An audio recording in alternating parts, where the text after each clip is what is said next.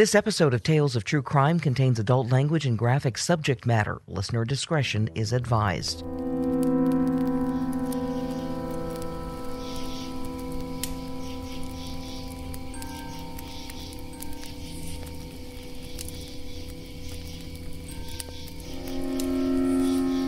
Peggy Beck was 16 years old on August 17, 1963, a counselor at a youth camp at the Flying G Ranch in the Pike National Forest, southwest of Denver. Having dropped names like that, Flying G Ranch and Pike National Forest, you can visualize the landscape. Rugged mountains and serene lakes surrounded by Douglas firs and majestic ponderosa and lodgepole pines.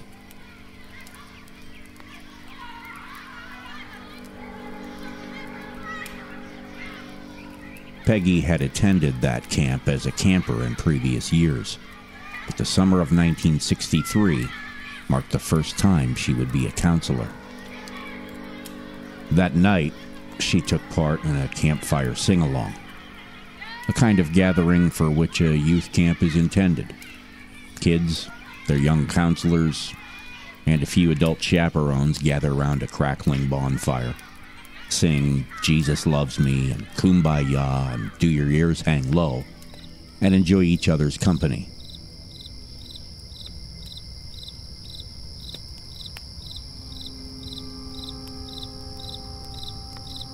Maybe they told scary campfire stories based on embellished urban legends, cautionary tales like The Hook or The Hitchhiker or Don't Turn on the Light. And if they told stories, they likely told them enthusiastically, with changes of volume and inflection, because, as any good camp counselor knows, the first trick to telling a good story is to not be embarrassed that you're telling it.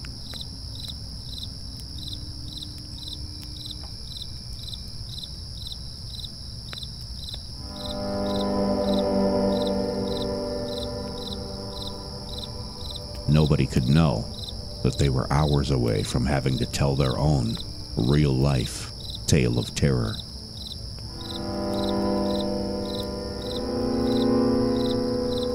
This is the Tales of True Crime podcast.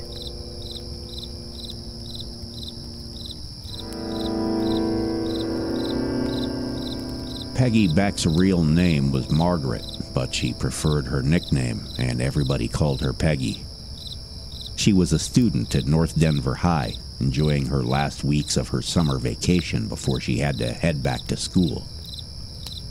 It was a Sunday night, and everybody would be packing up and heading home the following day. As the bonfire sing-along wrapped up and the young campers tucked themselves into their sleeping bags, Peggy returned to her tent. There were 24 campers and 3 adults in the group, but Peggy's tent was reportedly 30 feet from the rest of the group. Normally, she would have had a tent mate, her friend Claudia Schride, but Claudia wasn't feeling well and decided to spend the night in the infirmary. The next morning, Peggy didn't show up for breakfast, so Claudia went to rouse her. But Peggy couldn't be awakened. She was dead.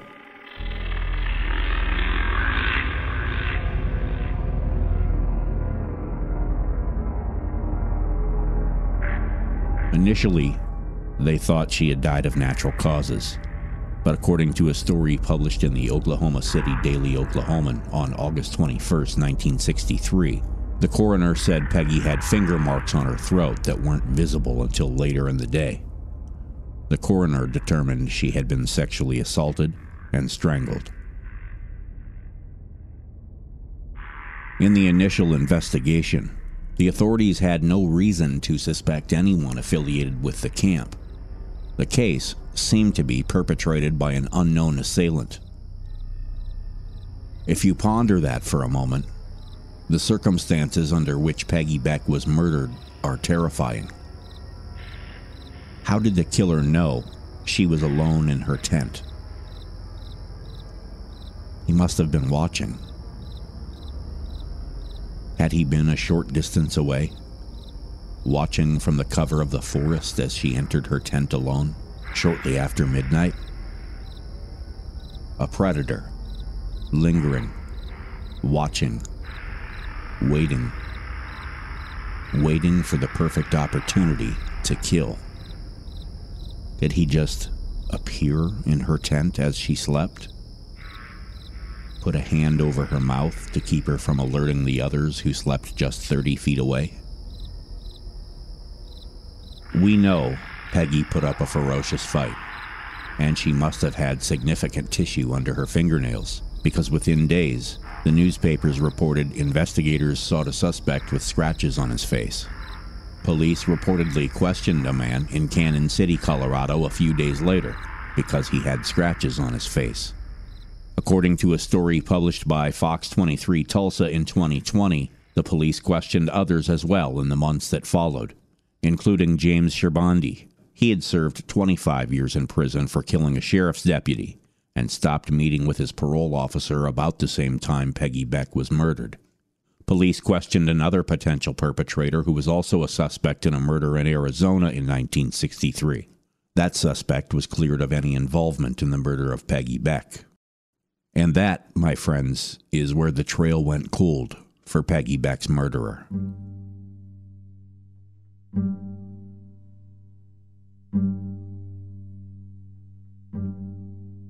Police kept the case on the front burner for as long as they could, but there was just nothing to go on. Peggy's mom, Myrna, lived another 11 years and passed away in 1974, never knowing who had murdered her eldest daughter.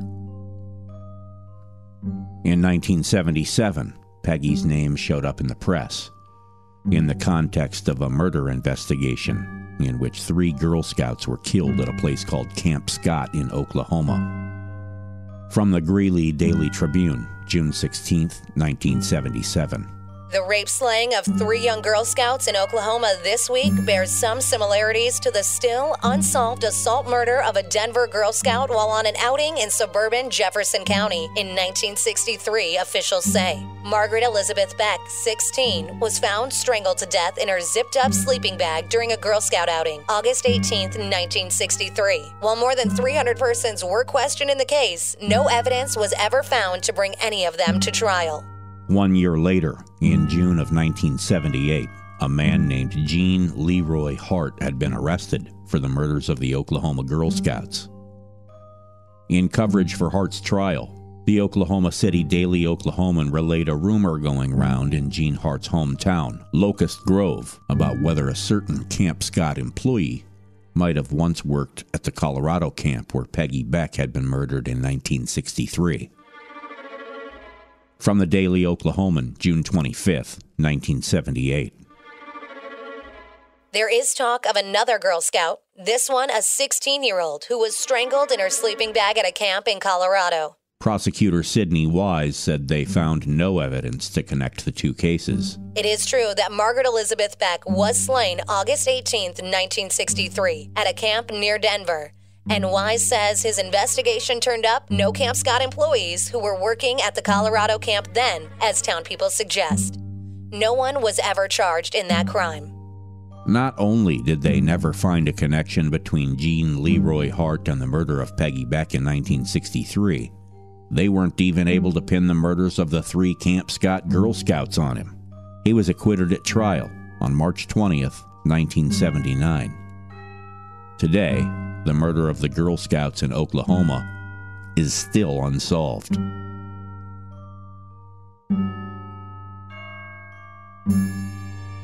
You can imagine, after decades of no activity, Peggy's family, her father and 3 surviving sisters, likely assumed they would never get answers. In 2007, the biological evidence recovered from Peggy's body was tested and processed for DNA, and a profile was developed. They had the DNA of the person who killed Peggy. Investigators submitted the DNA to the FBI's Coldest database. If the perpetrator had ever been arrested and had his DNA sampled, he would show up in the search. The effort came up empty. And in 2007, that was the extent of DNA's usefulness.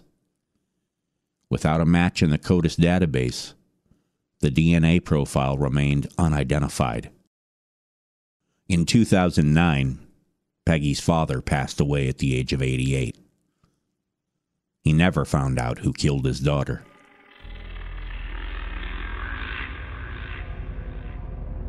Finally, in June 2019, detectives in Colorado went back to the well and developed a more comprehensive DNA profile and sent it to be analyzed genealogically in an attempt to locate the killer through family tree research. They got a match.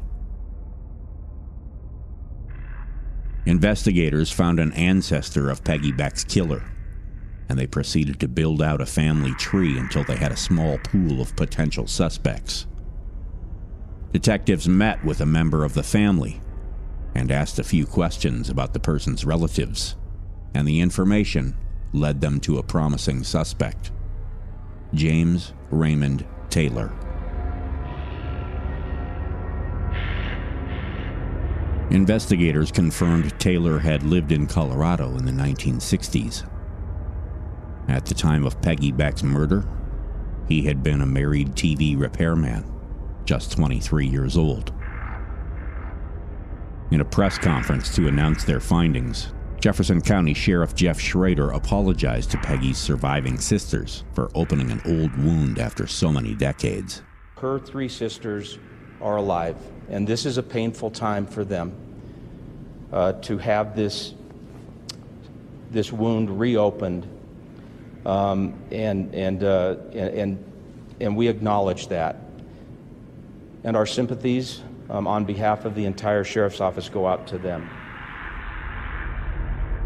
The evidence was strong enough that the authorities issued an arrest warrant for Taylor and dove into his background. He had a rap sheet in Las Vegas that went back as far as the early 70s. They were also able to determine Taylor had lived in Edgewater, Colorado in the early 60s, at the same time and in the same town where Peggy and her family lived. However, they were unable to determine if Taylor knew the Becks, or if he had targeted Peggy specifically. One theory contended that Taylor simply ran across the youth scout camp at random while out testing radios he was known to build. You might be wondering, why don't they just ask him? Maybe we should just ask him, right?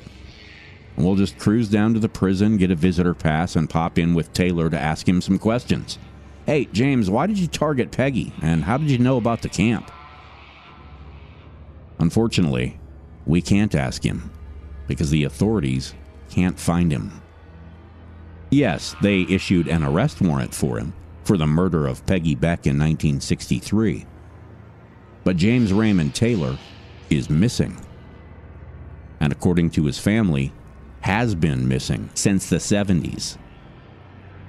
Detectives have encountered roadblock after roadblock in the search for James Raymond Taylor.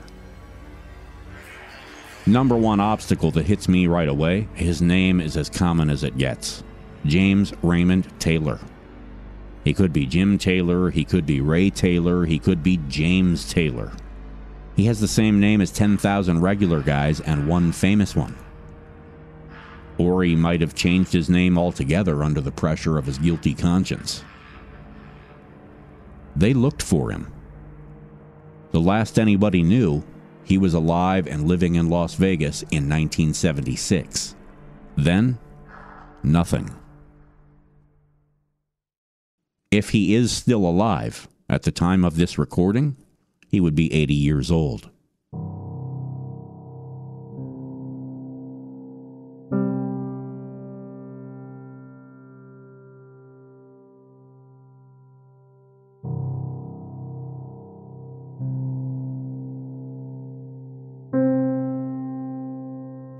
If you listened to Season 1 of Tales of True Crime, you know about a year ago, in Episode 15, I covered the murder of Susan Galvin in Seattle in 1967. At the time I produced that, it was the oldest cold case ever solved with genetic genealogy. Susan Galvin's killer was identified just short of 52 years after her murder. In that episode, I asked, how far back can we go with forensic genealogy? Susan Galvin's murder took place in 1967, and despite some question about whether the DNA would be viable after half a century in an evidence locker, police were able to identify the killer. I also said, I wouldn't be surprised one bit to see the technology advance quickly to identifying killers from much further back, a century, maybe two. Anywhere DNA can be obtained and tested, killers will be identified. I should be clear, I've been throwing around this word solved a lot, and technically some may or may not consider this case solved, because we don't know what happened to the perpetrator, or if he's alive or dead. However, I'd quantify the murder of Peggy Beck as solved since an arrest warrant has been issued. Some people might have a different opinion. At any rate, in the span of 12 months, the oldest cold case we've been able to resolve has been pushed back from 1967 to 1963. A 56-year-old crime, the murder of Peggy Beck. We know who killed her in 1963. We just need to find out what happened to him and bring him to justice if possible. If we check back in another year, how much further into the past will it have gone? Honestly, the other day I caught myself wondering, when did detectives start collecting blood and tissue at crime scenes? The answer is the 1800s, and some of those crimes are going to get solved. Not every crime, of course, but some of them. Here's another prediction. By the end of 2021, we're going to have a century-old case solved by genetic genealogy. A case from the 1910s or 1920s will be cleared up through the use of genealogical analysis, granted without a perpetrator in cuffs, since he would be like 130 years old. I really believe that's going to happen. Also, that brings to mind an observation. As the cases we attempt to resolve through genealogy get older and colder, an obstacle arises. Extremely old, cold cases don't benefit from a justice motivation, because the perpetrator is certainly dead. You'll never see the villain in handcuffs because he long ago passed from this world to hell. Perhaps the first century-old murder will be solved through a genetic genealogy investigation with some other motivation, like historical accuracy, for example. Strictly speculation here. If you could prove Jesse James wasn't shot by the coward Robert Ford and that he survived another 30 years, you'd take a chance on that investigation, right? If you're a young DA and you can make a name for yourself by proving once and for all that Lizzie Borden's family was killed by an intruder, that would be the kind of motivation that might serve as an impetus to solving century and older cases. At any rate, it's an amazing time to be alive in the field of criminal investigation. The authorities are still searching for Peggy Beck's missing killer. Let's see where it goes.